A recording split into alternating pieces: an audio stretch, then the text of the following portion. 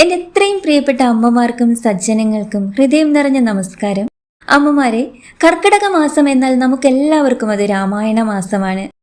ഈ പുണ്യമായ മാസത്തിൽ ശ്രീരാമന്റെ കഥ കേൾക്കാനും രാമായണം വായിക്കാനും ഭഗവാന്റെ നാമം ജപിക്കാനും ഒക്കെ എല്ലാവർക്കും വലിയ ആഗ്രഹമായിരിക്കും അല്ലേ? എന്നാൽ ഈ പുണ്യമാസത്തിൽ വലിയൊരു സങ്കടവുമായി കഴിയുന്ന ഒട്ടനവധി അമ്മമാർ നമ്മുടെ കൂട്ടത്തിലുണ്ട്.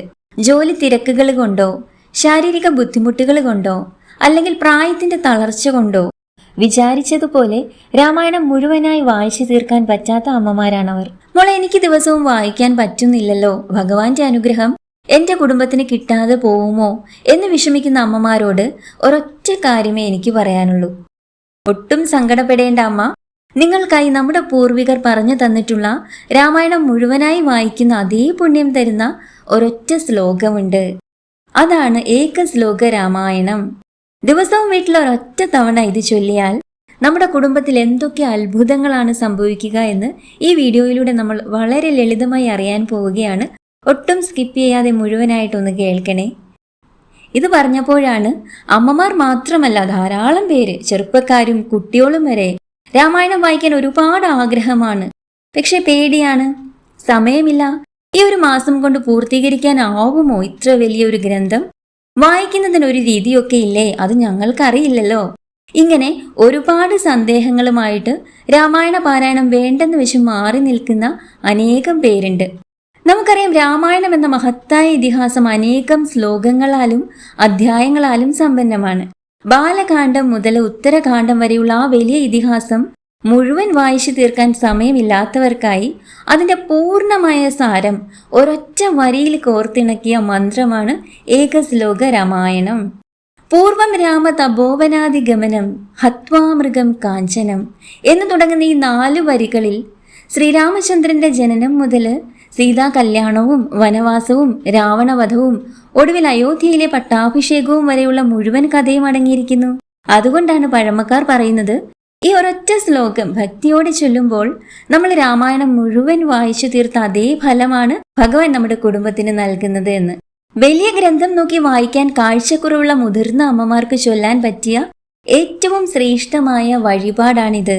ഇന്ന് നമുക്ക് ആ പുണ്യമായ ശ്ലോകവും അതിന്റെ അർത്ഥവും ഓരോ വരിയിലും ഒളിഞ്ഞിരിക്കുന്ന രാമകഥയും ഒന്ന് മനസ്സിലാക്കി വരാം. അമ്മമാരെ, രാമായണം ഒരു കഥ മാത്രമല്ല, അത് ധർമ്മത്തിന്റെ വഴിയാണ്. ഒരു കുടുംബം എങ്ങനെ ആയിരിക്കണമെന്ന് പഠിപ്പിക്കുന്ന ജീവിത പാഠമാണ്.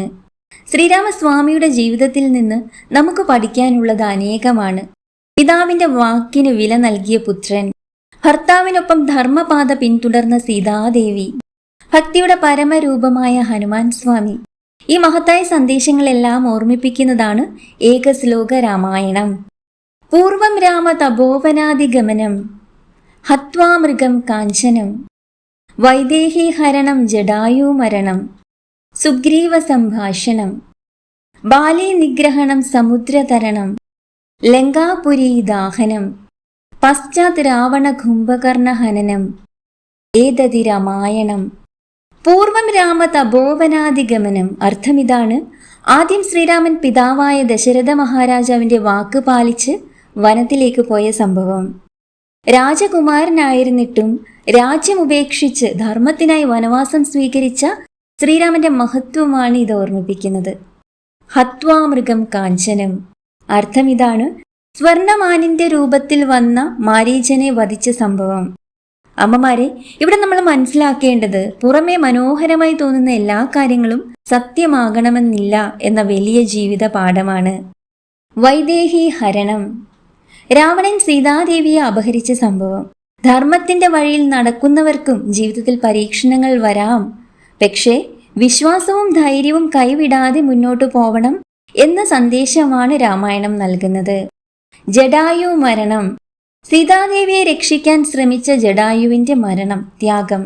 പ്രായം നോക്കാതെ സ്വന്തം ശക്തിക്കനുസരിച്ച് ധർമ്മത്തിനു വേണ്ടി പ്രവർത്തിച്ച ഭക്തനാണ് ജടായു. സുഗ്രീവ സംഭാഷണം. ശ്രീരാമനും സുഗ്രീവനും തമ്മിലുള്ള സൗഹൃദം. നല്ല സൗഹൃദവും വിശ്വാസവും ജീവിതത്തിൽ എത്ര പ്രധാനമാണെന്ന് ഇത് പഠിപ്പിക്കുന്നു.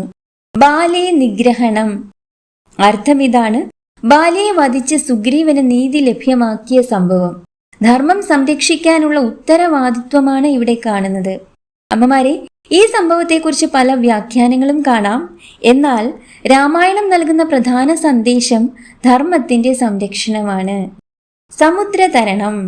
ഹനുമാനും വാനരസേനയും ചേർന്ന് സമുദ്രം കടന്ന് ലങ്കയിലേക്ക് പോയ സംഭവം. അസാധ്യമെന്ന് തോന്നുന്ന പല കാര്യങ്ങളും ഭക്തിയും പരിശ്രമവും ഉണ്ടെങ്കിൽ സാധ്യമാകുമെന്ന് ഇത് ഓർമ്മിപ്പിക്കുന്നു. ലങ്കാപുരി ദാഹനം. അർത്ഥം ഇതാണ്: ഹനുമാൻ ലങ്കയിലെത്തി തന്റെ ശക്തിയും ഭക്തിയും തെളിയിച്ച സംഭവം. ശ്രീരാമനോടുള്ള അചഞ്ചലമായ ഭക്തിയുടെ പ്രതീകമാണ് ഹനുമാൻ. രാവണ കുംഭകർണ ഹനനം. അർത്ഥം ഇതാണ്: അധർമ്മത്തിനു മേൽ ധർമ്മത്തിന്റെ വിജയം. ഇനി ദിവസവും രാവിലെയും വൈകുന്നേരവും ഈ ശ്ലോകം വീട്ടിൽ ചൊല്ലിയാൽ ഉണ്ടാകുന്ന ഗുണങ്ങൾ എന്തൊക്കെയാണെന്ന് നോക്കാം. കർക്കിടകം എന്ന് പറഞ്ഞാൽ വറുതിയുടെയും രോഗങ്ങളുടെയും സാമ്പത്തിക ബുദ്ധിമുട്ടുകളുടെയും കടബാധ്യതകളുടെയും എല്ലാം കാലമാണല്ലോ. നമുക്കെല്ലാവർക്കും അറിയാമല്ലേ. ഈ സമയത്ത് നമ്മുടെ മനസ്സിനും ശരീരത്തിനും വലിയൊരു പോസിറ്റീവ് എനർജി തരാൻ ഈ ഒരൊറ്റ ശ്ലോകത്തിന് സാധിക്കും എന്നാണ്. ഒന്നാമതായി, വീടുകളിൽ സദാസമയവും ഉണ്ടാകുന്ന അനാവശ്യമായ വഴക്കുകളും കലഹങ്ങളും മാറി കുടുംബാംഗങ്ങൾ തമ്മിൽ വലിയൊരു ഒത്തൊരുമയും ഐക്യവും ഉണ്ടാവും. രണ്ടാമതായി, സാമ്പത്തിക ബുദ്ധിമുട്ടുകൾ കാരണം ബുദ്ധിമുട്ടുന്ന വീടുകളിൽ ദാരിദ്ര്യം മാറി ലക്ഷ്മി ദേവിയുടെ കടാക്ഷമുണ്ടാവും. മൂന്നാമതായി, പഠിക്കുന്ന മക്കൾക്ക് ഓർമ്മശക്തിയും ഏകാഗ്രതയും കൂടാൻ ഈ ശ്ലോകം ദിവസവും കേൾക്കുന്നത് വളരെ നല്ലതാണ്. നിങ്ങളുടെ മക്കൾ എത്രയൊക്കെ കഷ്ടപ്പെട്ടിട്ടും പരീക്ഷകളിൽ വിജയിക്കാൻ പറ്റുന്നില്ലെങ്കിൽ, അല്ലെങ്കിൽ മക്കളുടെ വിവാഹ കാര്യങ്ങളിൽ തടസ്സങ്ങൾ നേരിടുന്നുണ്ടെങ്കിൽ, തൊഴിൽപരമായി ധാരാളം ബുദ്ധിമുട്ടുകൾ മക്കൾ അനുഭവിക്കുന്നുണ്ടെങ്കിൽ, അമ്മമാർ ദിവസവും വിളക്ക് വെച്ച് ഈ ശ്ലോകം ചൊല്ലി പ്രാർത്ഥിച്ചാൽ ആ തടസ്സങ്ങളെല്ലാം ഭഗവാൻ ഹനുമാൻ സ്വാമിയുടെ അനുഗ്രഹത്തോടെ പൂർണ്ണമായി മാറിക്കിട്ടുമെന്നതാണ്. പല അമ്മമാർക്കുമുള്ള സംശയമാണ് ഇത് എപ്പോഴാണ് ചൊല്ലേണ്ടത് എന്ന്. ദിവസവും രാവിലെ കുളിച്ച് ശുദ്ധിയായി നിലവിളക്ക് തെളിയിച്ച ശേഷം പൂജാമുറിയിൽ ഇരുന്ന് ഈ ശ്ലോകം 3 തവണ ചൊല്ലുക.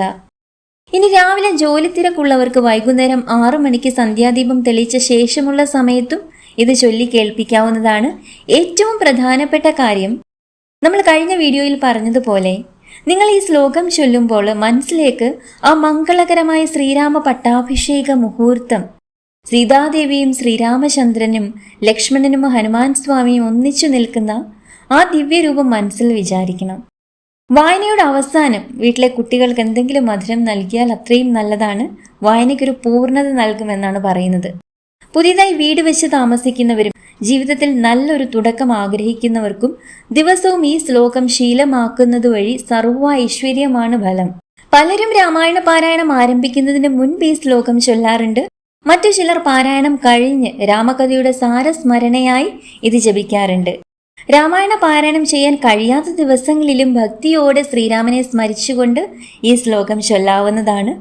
ഒരു തവണ ഭക്തിയോടെ ചൊല്ലിയാലും മതി. സമയം ലഭിക്കുന്നവർക്ക് 3 അതിലധികമോ തവണയും ജപിക്കാവുന്നതാണ്. ഓർമ്മിക്കേണ്ട ഒരു കാര്യം മാത്രമാണ്, ഭഗവാൻ കാണുന്നത് വാക്കുകളുടെ എണ്ണമല്ല, നമ്മുടെ മനസ്സിലെ ഭക്തിയാണ്. എൻ്റെ പ്രിയപ്പെട്ട അമ്മമാരെ, സജ്ജനങ്ങളെ, സമയം കുറവാണെന്ന് കരുതി ഒരിക്കലും നിങ്ങൾ ആരും വിഷമിക്കേണ്ടതായിട്ടില്ല. ഭഗവാൻ ഏറ്റവും പ്രധാനം നമ്മുടെ മനസ്സിലെ ആത്മാർത്ഥമായ ഭക്തിയാണ്. ഈ കർക്കിടക മാസത്തിൽ ദിവസവും ഏകശ്ലോക രാമായണം ചൊല്ലാൻ ആഗ്രഹിക്കുന്ന എല്ലാവരും കമന്റ് ബോക്സിൽ ഒരു ശ്രീരാമജയം എന്ന് എഴുതാൻ മറക്കരുതേ. നമ്മുടെ കമന്റ് ബോക്സ് ഇന്ന് ശ്രീരാമനാമം കൊണ്ട് നിറയട്ടെ.